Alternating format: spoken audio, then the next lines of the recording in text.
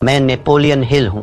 यदि आप मुझे ये 10 मिनट पूरे होश और बिना किसी भटकाव के दे सकते हैं तो मैं वादा करता हूँ कि मैं आपके दिमाग के उस जंग लगे ताले को खोल दूंगा जिसे आपने सालों से बंद रखा है। आज आईने में खुद से आंखें मिलाइए। क्या आपको वहाँ एक विजेता दिख रहा है या फिर एक ऐसा इंसान जिसने बहानेबाजी की चादर ओढ़कर अपने सपनों की लाश को दफना दिया है? जहाँ एक ही सवाल आपके अंतर्मन को चीरता रहता है, वह सवाल है, मैं शुरुआत तो कर लेता हूँ, फिर रुक क्यों जाता हूँ? आप अकेले नहीं हैं। इस ग्रह के 97% लोग इसी कुएं में अपनी पूरी जिंदगी गुजार देते हैं। उनकी सुबह उम्मीद से शुरू होती है, दोपहर बहानेबाजी में बीतती है और रात गहरे अफसोस की चादर ओढ़कर खत्म हो जाती है। उनकी पूरी हस्ती, उनके सारे सपने और उनकी सारी प्रतिभा सिर्फ 3 शब्दों के नीचे दफन हो गई है। कल से शुरू करूंगा, लेकिन आज मैं यहाँ आपसे उन 3% विरल लोगों के बारे में बात करने आया हूँ जो इस भीड़ का हिस्सा नहीं है। ये वे लोग हैं जो तूफानों के बीच भी शांत खड़े रहते हैं। ये वे लोग हैं जिनके पास कोई गुप्त मंत्र नहीं है, कोई जादुई चिराग नहीं है। उनके पास बस एक पत्थर जैसा कठोर नियम है। आज एनएच माइंडसेट के इस विशेष सत्र में मैं आपको उसी नियम की गहराई में ले जाऊंगा। हम नेपोलियन हिल के सिद्धांतों की राख से उस चिंगारी को निकालेंगे जो आपकी नियति बदल देगी। क्या आप अपने कंफर्ट जोन की जंजीरों को तोड़ने के लिए तैयार हैं? यदि हाँ, तो ये यात्रा आपके लिए है। आइए पहले उस राक्षस को समझें जिसने आपके सपनों को बंधक बना रखा है। समस्या ये नहीं है कि आप में टैलेंट की कमी है, समस्या ये है कि आप खोखला जोश के नशे के आदी हो गए हैं। जब आप कोई नया विचार सुनते हैं, कोई मोटिवेशनल वीडियो देखते हैं, तो आपके दिमाग में डोपामाइन की एक लहर दौड़ती है। आपको लगता है कि आप रातों रात दुनिया बदल देंगे, लेकिन तीसरे दिन जब वह नशा उतरता है, जब शरीर में दर्द होता है, जब दिमाग बहाने ढूंढता है, तब सामने आता है वह लंबा, नीरस और धुंधला रास्ता। 97% लोग यही दम तोड़ देते हैं। वे जोश को अनुशासन समझने की गलती कर बैठते हैं। मैंने अपनी बरसों की रिसर्च के बाद ये पाया था कि इंसान का सबसे बड़ा दुश्मन कोई और नहीं, उसका अपना अस्थिर मन है। एक छात्र की मिसाल लीजिए। वह परीक्षा से 2 महीने पहले एक भव्य टाइम टेबल बनाता है। 2 दिन वह 10-10 घंटे पढ़ता है। तीसरे दिन उसे लगता है कि उसने बहुत कुछ कर लिया है। चौथे दिन एक छोटा सा भटकाव आता है और 5वें दिन वह वापस उसी भीड़ का हिस्सा बन जाता है जहां केवल औसत दर्जे की जिंदगी है। यह निरंतरता की कमी सिर्फ एक बुरी आदत नहीं है, यह आपकी आत्मा का धीरे धीरे होने वाला कत्ल है। हर बार जब आप खुद से किया हुआ वादा तोड़ते हैं, आप अपने आत्मविश्वास की एक ईंट गिरा देते हैं।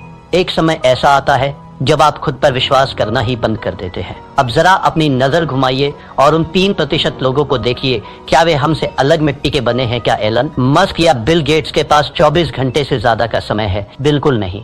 उनके पास बस एक चीज है, बोरियत को गले लगाने की ताकत। सफल लोग वह काम करने की अद्भुत क्षमता रखते हैं जो बाकी दुनिया को बोरिंग लगता है। थिंक एंड ग्रो रिच में परसिस्टेंस को सफलता का सबसे महत्वपूर्ण स्तंभ बताया गया है। हिल कहते थे कि इच्छा वह बीज है, लेकिन परसिस्टेंस वो पानी है जिसके बिना वह बीज कभी विशाल वृक्ष नहीं बन सकता। ये 3% लोग जानते हैं कि प्रेरणा एक धोखा है। वे प्रेरणा का इंतजार नहीं करते, वे अपनी प्रणाली सिस्टम पर भरोसा करते हैं। जब उनका मन कहता है कि आज रहने देते हैं, तो उनकी अंतरात्मा गरज कर जवाब देती है, यही तो वो क्षण है जहां मैं भीड़ को पीछे छोड़ूंगा। नेपोलियन हिल ने हमें जो विरासत दी है उसे मैंने 7 महासूत्रों में संकलित किया है।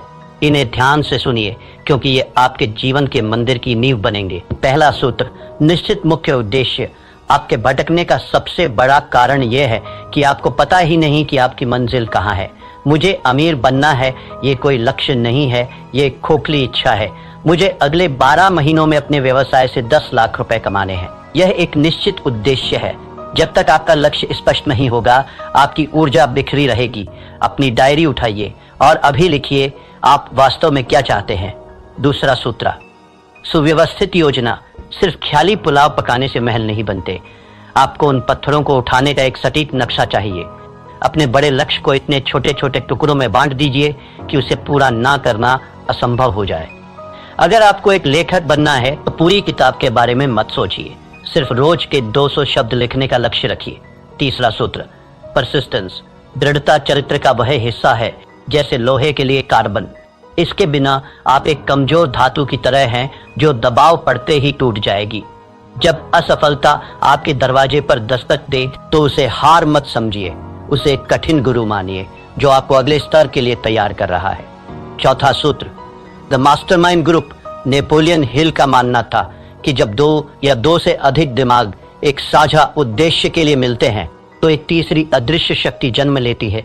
अकेले चलना महानता की निशानी नहीं है। ऐसे लोगों के साथ जुड़िए जो आपसे बेहतर हों, जो आपको ऊपर खींच सके। पांचवा सूत्र, सबकॉन्शियस माइंड की शक्ति। आपका दिमाग एक उपजाऊ जमीन की तरह है। यदि आप इसमें सफलता और निरंतरता के बीज नहीं बोएंगे तो जंगली घास अपने आप उगाएगी। रोज सोने से पहले अपने लक्ष्य को दोहराइए, उसे महसूस कीजिए जैसे वह सच हो चुका हो। छठा सूत्र, क्विक डिसीजन मेकिंग। सफल लोग निर्णय जल्दी लेते हैं और उन्हें बदलते बहुत धीरे हैं, जबकि असफल लोग निर्णय लेने में हफ्तों लगा देते हैं और उन्हें बदलने में चंद सेकंड। टाल मटोल आपके समय का चोर है, इसे अभी मार दीजिए। सातवां सूत्र, एक्शन ओवर थिंकिंग। अत्यधिक ओवर थिंकिंग लकवे की तरह है, यह आपकी गति रोक देता है। इसका एक ही इलाज है, कार्य जैसे ही आप पहला कदम उठाते हैं आपका आधा डर अपने आप मर जाता है। एक पौराणिक कथा है। एक छोटे से गांव में एक साधारण कारीगर रहता था। उसने एक दिन संकल्प लिया कि वह गांव की सबसे ऊंची दुर्गम पहाड़ी पर एक ऐसा मंदिर बनाएगा जिसे देखकर देवताओं की आंखें भी फटी रह जाए। गांव के लोग ठहाके मारकर हंसे। उन्होंने कहा, तेरे पास ना धन है, ना हाथ, ना औजार, तू पागल हो गया है। उस कारीगर ने कोई जवाब नहीं दिया। उसने बस अपना एक छोटा सा नियम बनाया। वह रोज सुबह सूरज निकलने से पहले नदी के किनारे जाता, एक मध्यम आकार का पत्थर अपनी पीठ पर लादता और पहाड़ी की चोटी तक चढ़कर उसे वहां रखाता। बस एक पत्थर। एक महीना बीता, पहाड़ी पर सिर्फ 30 पत्थर थे। लोग बोले, यह मूर्खता है। एक साल बीता, पहाड़ी पर पत्थरों का एक ढेर लग गया था, पर मंदिर का कोई आकार नहीं था। लोग बोले, तू अपना जीवन बर्बाद कर रहा है। 5 वर्ष बीत गए। एक सुबह जब गांव वालों की नींद खुली तो उन्होंने देखा कि पहाड़ी की चोटी पर सूरज की पहली किरण एक भव्य सोने के कलश पर चमक रही थी। वहां एक विशाल नक्काशीदार मंदिर खड़ा था जिसकी सुंदरता का कोई सानी नहीं था। पूरा गांव दौड़कर पहाड़ी पर गया। उन्होंने चकित होकर पूछा, यह चमत्कार कैसे हुआ? तूने ये जादू कैसे किया? उस कारीगर ने अपने फटे हुए खून से सने हाथों को दिखाया और शांत स्वर में बोला, ये कोई जादू नहीं है, ये गणित है, रोज एक पत्थर बस। यही वह महान सत्य है जो आपको अपने जीवन में उतारना होगा। महान कार्य किसी एक दिन के विस्फोट से नहीं होते, वे हजारों छोटे, अदृश्य और निरंतर किए गए प्रहारों का परिणाम होते हैं। क्या आप अपना एक पत्थर रोज उठाने के लिए तैयार हैं मेरे मित्र? एक बात हमेशा याद रखना, समय आपके विरुद्ध साजिश रच रहा है।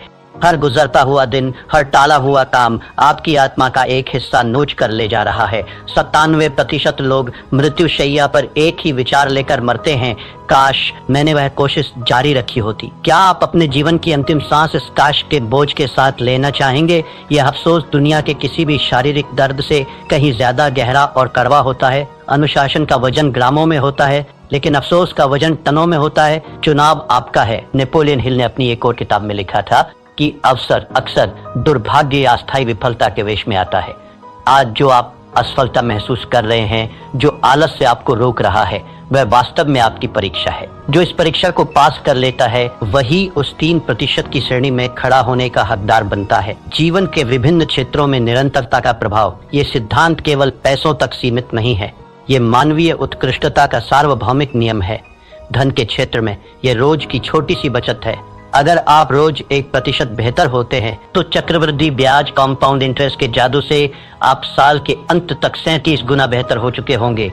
यह गणित का चमत्कार नहीं, निरंतरता का चमत्कार है। स्वास्थ्य के क्षेत्र में यह रोज की 10 मिनट की सैर है। एक दिन में कुछ नहीं बदलता, लेकिन 10 साल बाद यही 10 मिनट आपको बुढ़ापे में भी जवान बनाए रखते हैं। संबंधों के क्षेत्र में यह रोज की वो एक मीठी बात है, वह छोटी सी परवाह है। प्यार कोई एक दिन का उत्सव नहीं है, यह रोज की जाने वाली साधना है। आत्म विकास के क्षेत्र में ये रोज की 10 पंक्तियां पढ़ना है। एक साल में आप 365 पन्ने पढ़ चुके होंगे, यानी एक पूरी किताब का ज्ञान आपके भीतर समा चुका होगा। ये संघर्ष बाहरी दुनिया से नहीं है, यह आपके भीतर चल रहा एक गृह युद्ध है। आपका मन एक सॉफ्टवेयर की तरह है जिसे सुरक्षा और आराम के लिए प्रोग्राम किया गया है। वह आपको हमेशा रोकेगा। वो कहेगा, आज सो जाते हैं, कल बहुत काम था, अभी मौसम खराब है। लेकिन आपकी आत्मा, वो दिव्य अंश जो आपके भीतर है, वह जानती है कि आप किस मिट्टी के बने हैं, वह जानती है कि आप अनंत संभावनाओं के मालिक हैं। आपको अपने मन का गुलाम बनने के बजाय अपनी आत्मा का सेनापति बनना होगा। नेपोलियन हिल कहते थे कि मनुष्य का मस्तिष्क जिसे सोच सकता है और जिस पर विश्वास कर सकता है उसे वह प्राप्त भी कर सकता है, लेकिन विश्वास केवल सोचने से नहीं आता। विश्वास कर्म से आता है। जब आप रोज अपना वादा पूरा करते हैं तो आपका दिमाग आप पर भरोसा करना शुरू कर देता है। अब वक्त है कोरी बातों को क्रिया एक्शन में बदलने का। मैं आपको एक चुनौती दे रहा हूं, 90 दिवसीय परिवर्तन योजना। पहला चरण, 1 से 30 दिन आदत का निर्माण। इस दौरान अपनी चुनी हुई आदत को सिर्फ 5 मिनट दें। चाहे बाहर तूफान आ जाए, चाहे भूकंप आ जाए, वो 5 मिनट आपकी जिंदगी के सबसे पवित्र मिनट होने चाहिए। यहाँ आपका लक्ष्य परिणाम नहीं बल्कि उपस्थिति दर्ज कराना है। 31 से 60 दिन, पहचान का बदलाव। अब आप केवल वह काम कर नहीं रहे हैं, अब आप वह काम बन रहे हैं। खुद से कहिए, मैं वह इंसान हूं जो रोज व्यायाम करता है, मैं वो इंसान हूं जो रोज पढ़ता है। आपकी पहचान बदलने लगेगी। 61 से 90 दिन मोमेंटम का जादू। इस अवस्था में पहुंचते ही जादू शुरू होगा। अब आपको खुद को धक्का देने की जरूरत नहीं पड़ेगी। अब आप एक ऐसी ट्रेन की तरह हैं जो 100 मील प्रति घंटे की रफ्तार से दौड़ रही है। अब आपको रोकना नामुमकिन है। तो मेरे साथी यात्रियों, अब आप उस तिराहे पर खड़े हैं जहां से 2 रास्ते अलग होते हैं। पहला रास्ता वही पुराना और घिसा पिटा है 97% वाली भीड़ का, जहां बहुत आराम है, हजारों बहाने हैं और अंत में एक सड़ा हुआ बदबूदार अफसोस है। दूसरा रास्ता उन 3% विरल व्यक्तियों का है जहां शुरुआत में अकेलापन है, जहां पसीना है, जहां दर्द है, लेकिन जिसके अंत में अमरता और शिखर है।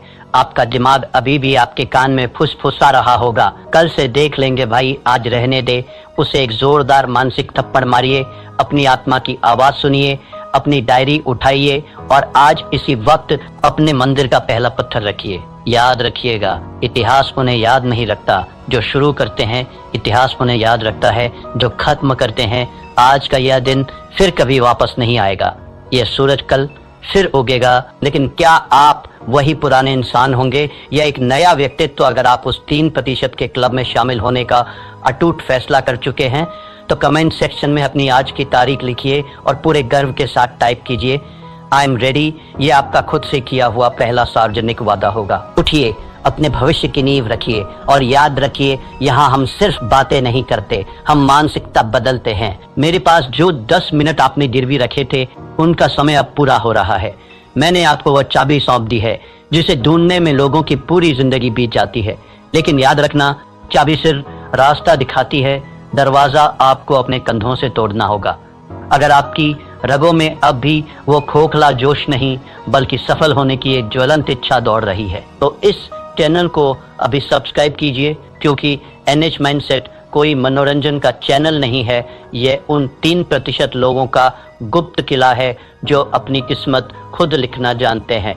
खड़े हो जाइए और अपना पहला पत्थर उठाइए। समय बीत रहा है। धन्यवाद।